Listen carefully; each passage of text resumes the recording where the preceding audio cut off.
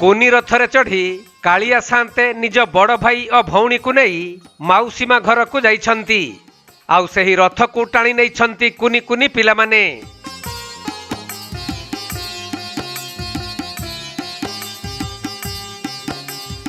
ଯାହାକି ମୟୂରଭଞ୍ଜ ଜିଲ୍ଲା ସାରସ୍କଣା ବ୍ଲକ ଖେରଣା ଗ୍ରାମରେ କୁନି ରଥରେ ବିଦ୍ୟମାନ ହୋଇଛନ୍ତି ତିନି ଠାକୁର। ମୁଁ ରବୀନ୍ଦ୍ରନାଥ ଭୋଳ ଖେରଣା ଗାଁ ବାସିନ୍ଦା ଏକ୍ସ ଟିଚର। ତେବେ ଆଜି ଆପଣଙ୍କ ନିକଟରେ ଯୋଉ ସାରସ୍ୱତୀ କ୍ଷେତ୍ର ରହିଛି ସେଠି ମଧ୍ୟ ରଥ ବଢୁଛି। ଆପଣଙ୍କ ଏଠି କୁନିର ରଥ ଆଜି ଦୀର୍ଘ 7 ବର୍ଷ ଧରି ଗଡ଼ି ଆସୁଛି, ତେବେ ତାକୁ ନେଇ ଆପଣ କଣ କହିବେ? ବହୁତ ଖୁସି ଲାଗୁଛି। ପିଲାମାନଙ୍କର ଅଦମ୍ୟ ଉତ୍ସାହ, ତା ଛଡ଼ା ଗ୍ରାମବାସୀ ମାନଙ୍କର ମଧ୍ୟ ସହଯୋଗ ରହିଛି। ତେଣୁକରି ଖେରଣା ଗାଁ ଦାଣ୍ଡ ଆଜି ବଡ଼ ଦାଣ୍ଡ ହେଇଯାଇଛି ଏବଂ ପ୍ରାୟ 3-4 ଦିନ ପୂର୍ବରୁ ଗାଁ ସାରା ପୁରା ପ୍ରାୟ ନିରାମିଷ ହେଲା। ରଥ ପର୍ଯ୍ୟନ୍ତ ପ୍ରାୟ ଆଇଁଷ ଖାଇବେନି।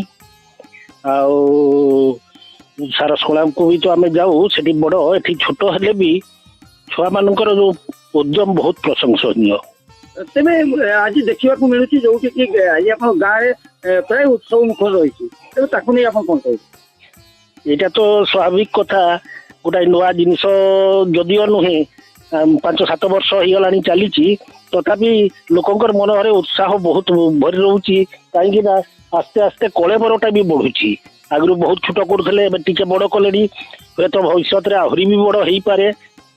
ତେଣୁକରି ପିଲାମାନଙ୍କୁ ଆମେ ଆହୁରି ଉତ୍ସାହିତ କରିବା ପାଇଁ ଆମେ ସେମାନଙ୍କର ଚାହିଦା ମେଣ୍ଟାଇବା ପାଇଁ ବି ଯଦି ଚାହାନ୍ତି ଆମେ ସାହାଯ୍ୟ ବି କରୁ। ତେବେ ରସିକିଆ କାଳିଆ ଠାକୁରଙ୍କ ପାଇଁ କେଇ ଖଣ୍ଡ କାଠରେ ତିଆରି ହୋଇଛି ଏହି କୁନି ରଥ। ଆଉ ତା ଭିତରେ ବସିଛନ୍ତି ନିମ କାଠରେ ନିର୍ମିତ ତିନି ଠାକୁରଙ୍କ ପ୍ରତିମୂର୍ତ୍ତି। ଅତି ନିଖୁଣ କାରିଗରୀର ଉଦାହରଣ ଦେଇ ତିନି ଠାକୁରଙ୍କ ପାଇଁ ଅତି ସୁନ୍ଦର ଭାବରେ ନିର୍ମାଣ ହୋଇଛି ଏହି କୁନି ରଥ। ତେବେ ଆପଣ ଯୋଉ ଆଜି କୁନିର ରଥ ନିର୍ମାଣ କରିଛନ୍ତି, ତେବେ ଆପଣଙ୍କୁ ଏଇ ରଥ ନିର୍ମାଣ ପାଇଁ କେତେ ଦିନ ଲାଗିଛି ଏବଂ କୋଉ ଦିନ ଆରମ୍ଭ କରିଛନ୍ତି? ଆମ ରଥଟି 20 ଦିନ ହେଲା ଆମେ ନିର୍ମାଣ କରୁଛୁ। ତ ଦେବସ୍ନାନ ପୂର୍ଣ୍ଣିମା ଠାରୁ ଆରମ୍ଭ କରି ଆମେ ରଥକୁ ଆରମ୍ଭ କରିଛୁ ଏବଂ ପୁରୀ ଯେପରି ରଥ ଗଢ଼ାଯାଏ ସେହିପରି ଆମ ଖେରଣା ଗ୍ରାମରେ ମଧ୍ୟ କୁନି ରଥ କରି ଆମେ ଏଇ କୁନି ରଥକୁ ନେଇ ଆପଣଙ୍କ ଗାଁରେ ଅନେକ ଲୋକଙ୍କ ମନରେ ଉତ୍ସାହ ଦେଖିବାକୁ ମିଳିଛି ଏବଂ ଏଇ କୁନି ରଥ ନିର୍ମାଣ ପଛରେ କୋଉ ମାନେ ସହଯୋଗ କରିଛନ୍ତି ଆପଣମାନଙ୍କୁ?